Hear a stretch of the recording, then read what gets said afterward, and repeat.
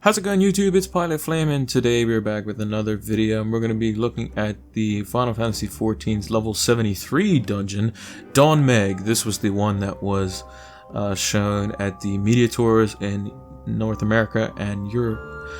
So we're going to be taking a look at it, and it's quite nice. Definitely contrasting to the previous dungeon, Holminster's Switch. Very colorful, very bright. Kind of looks like a mini golf course if it was made in a fantasy world. So we're definitely going to be taking a look at that. So I'm going to be playing along as we go. I did this with the trust system before, and basically you can't do big pulls, unfortunately. Tested that quite quickly. Looks like we have some decent AoE from Dragoon and Dancer, so I'm going to do a big pull here. That small little frog, water looking dude, he basically channels a damage up on one of those other mobs, so you want to obviously silence that. This guy here does a little bit of a buster. The Dawn Fast Basket. One nice thing about this dungeon is that I have Holy Circle now, just going into the dungeon, and I can just use it and spam it as much as I want, which is quite nice. And then you can just get it back up. So Paladin's AoE is at a pretty good spot here in this dungeon. It's definitely a lot more comfortable than Warrior was. Gunbreaker was obviously a little bit better, but Paladin's obviously a lot more safer, or a lot safer. And you got the pretty looking flowers as we walk down the pathway here. So yeah, Paladin's a lot safer because it can innately block as well as parry, whereas the other jobs can't. So a lot safer, especially, and this was like kind of like the hike, where, you know, gear started to matter quite a bit.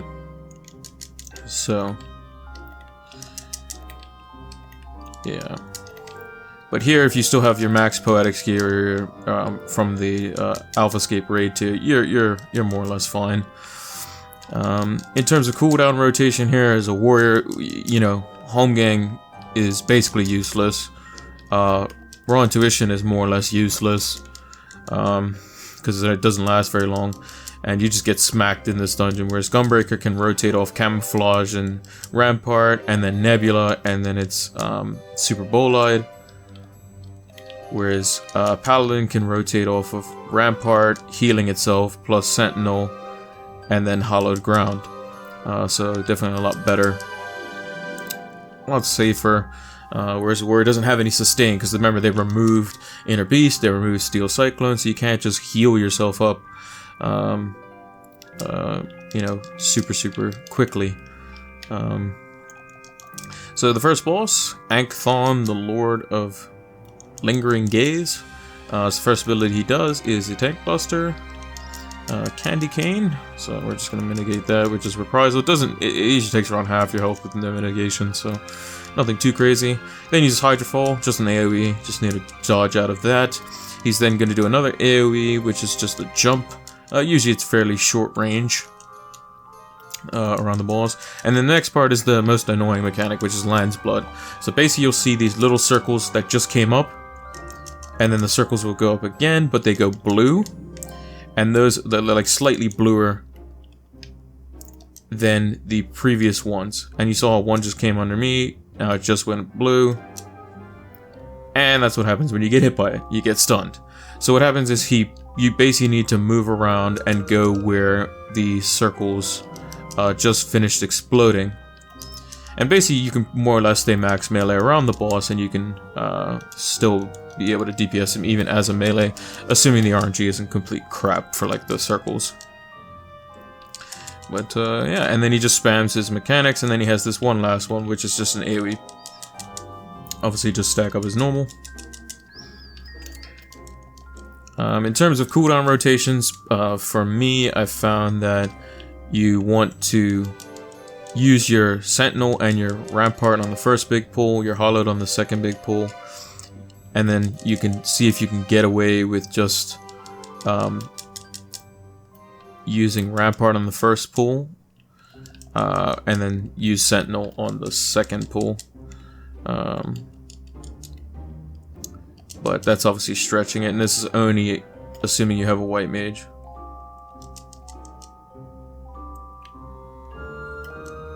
Oh, I got clipped by that one. Damn. And I got clipped by that one again. Oh well. Yeah, not the most fun boss as a melee. Melee DPS or tank for that matter. And then yeah, his Hydro Falls evolve to where it's 2, gives you a vulnerability if you do get hit by them. So. And that's pretty much it for this boss, apart from it being super annoying with that mechanic.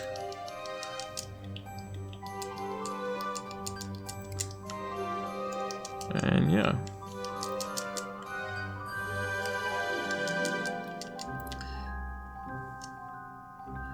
Let me out. So, yeah, he runs off into the distance. Get the cool little portal. Now we're back to where we were, but except more outdoorsy.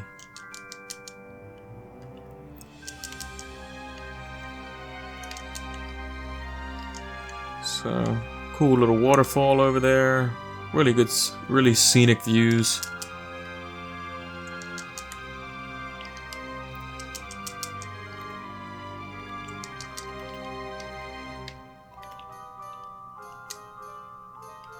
So the one nice thing is that you can get away with probably just using Rampart here, at least on Paladin, because the bees channel a lot. At least they do those line AoEs quite often, which means they're not actually hitting you.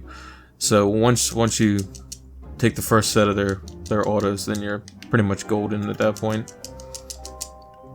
And they're just gonna go down pretty quickly.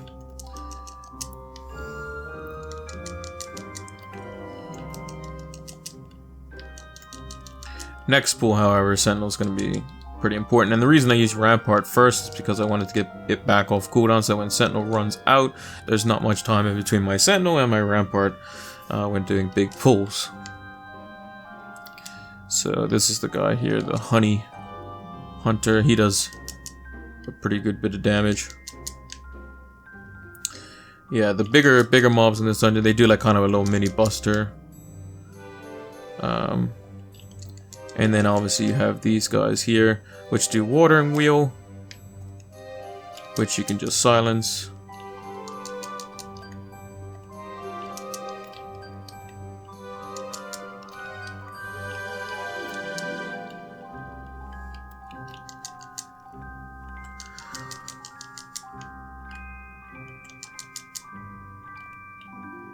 And then I'll use my last one to heal myself. Because it's actually better if the white mage gets off an extra cast of Holy instead of me getting an extra cast off of Holy Circle, I'm pretty sure, but just help out the heater a little bit.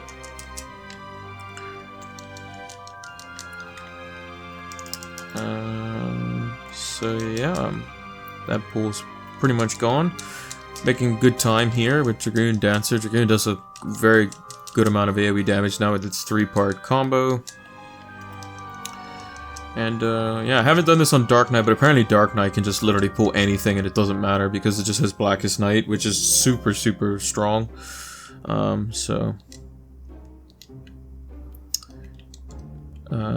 Also forgot to mention the dungeon drops eye level 400 gear, so it's starting to look at your gear to replace that you currently have, maybe potentially some different stats. And then we're on to the second boss. His name is Griel. I think that's how you pronounce it. His first ability is Swinge. He just does a conal AoE, targeting at someone initially on cast. And then he does Fodder, which spawns a bunch of tethers, which you have to intercept. So basically what these tethers do is they give you increase in size, which is, I think it's in damage. And then he uses Timbeer, which is a ground smash, which does AoE. But yeah, you want to intercept those tethers. He will get one, but you will also get one for each of your party members, and that's fine. That's what you want, because there are 5 tethers, and you can't block all 5 of them with 4 people. Just gonna do another AoE.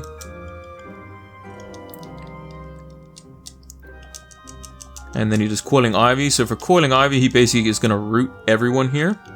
So what you're gonna want to do is you're gonna want to have everyone stack up close to the boss, so they can all be AoE down, and then everyone can move. And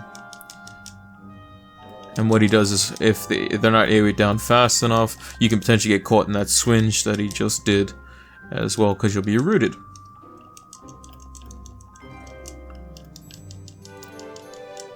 And he's going to do another Timber.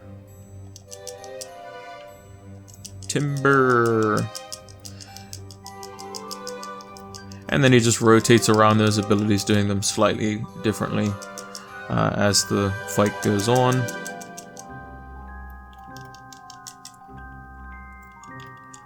Coiling Ivy again.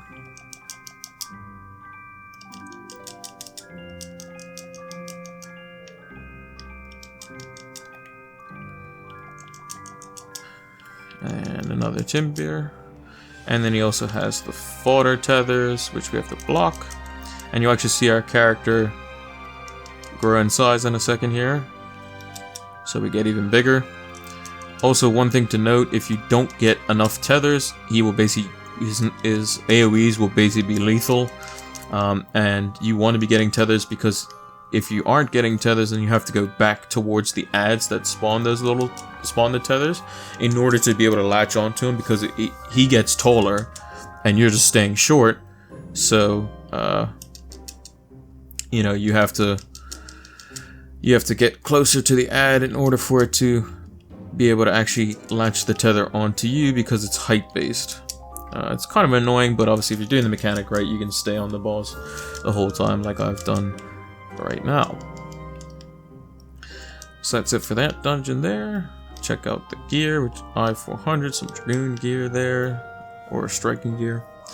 And then we move on to the palace, and we get to become a religious figure here, as it were. We get to walk on water. So we're gonna go into the palace and see what lies in there. So he's welcoming us to his to the palace, and then you have this little shell crown here, which you're just gonna activate, and 3 ads will spawn.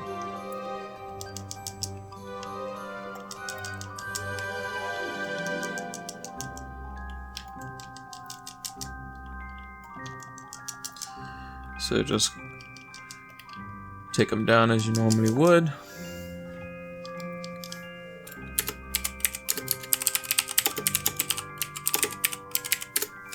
Just letting my party know that they should range. They'll be the next pull. So basically what we're going to do is there's a very big pull where it's 4 mobs, then 1 mob, then 3 more mobs. And they do a decent bit of damage, so I'm just going to invuln it and then have the ranged LB come down so we can clear them all out.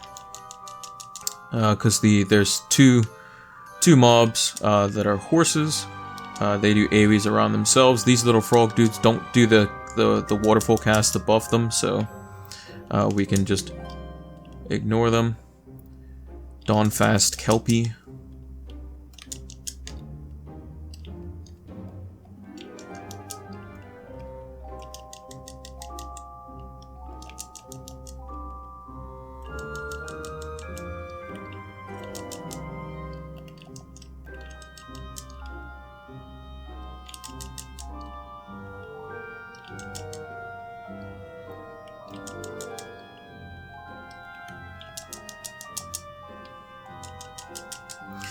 And the big bomb-looking blue guy, the Naiads or whatever, I don't know how to pronounce that. They will cast random AoEs on people from time to time. So in a cone as well as in a circle. And then you run up the stairs and you gotta fight 2 more of those guys plus a little frog dude. He does not use the buff cast as well. He just kind of sits there and just takes damage. So we're just gonna fight them as normal. This pool doesn't really require a cooldown. I'm just gonna use Sheltrons because those bigger guys will just keep trying to AoE, which means they're not hitting me, which is good.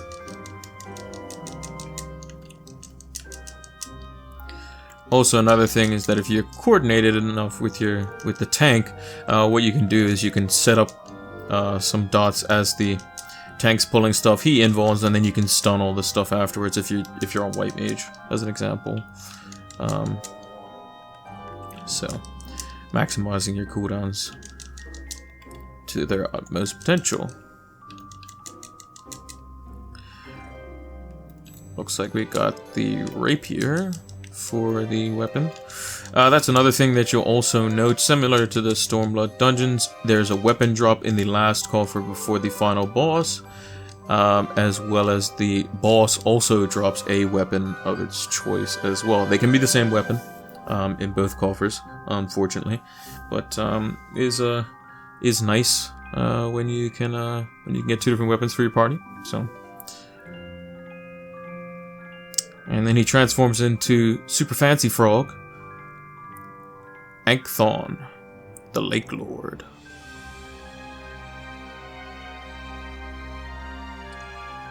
So we're in the throne room now. We're in his realm, Lord of the Lengthsome Gate. So let's see what he does.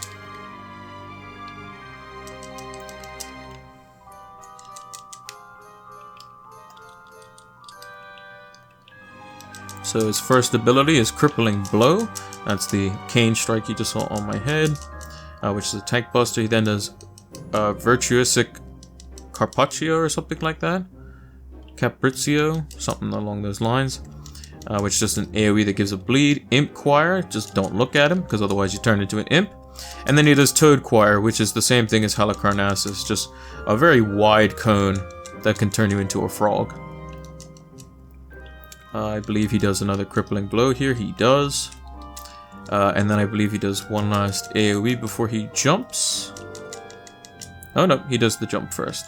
And then he casts the Fantasia, which will always knock you back and stun you for 2 seconds on the other side of the arena. And then you have this little fun maze. So it's not recommended to sprint or fall off the edge like that guy did, because if you do, you just basically go back to the beginning and then you become down for the count. Like me. I'll show you how it works. So what happens is you do this, and then you're down for the count. And basically on the other side, you can see on the cast bar, he's casting Finale, which basically is just an ability that if he's not stopped before that by doing a small DPS check on a little thing that's on him, then basically what happens is you wipe. So the liar's liar. It's a bit weird. So he'll just kind of sit here, and then he jumps to the middle of the room, and then he turns into behind door number 1, a Shade of Fear. So you would have seen this guy before from the 24 mans. He does a little small little buster, not channeled. It's basically after his first auto, and then channels Corrosive Bile, which we are familiar with. Just don't want to stand in that.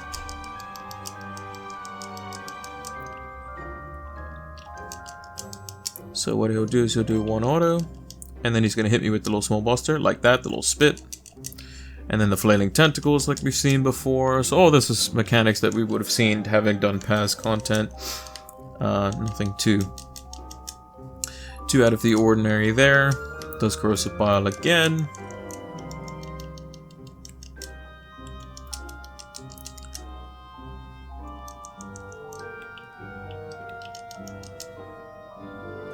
And one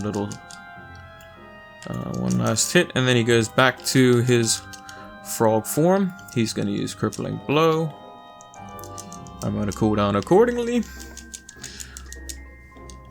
And then what he's going to do is he's actually going to go into an AoE spams here. He does 3 in total.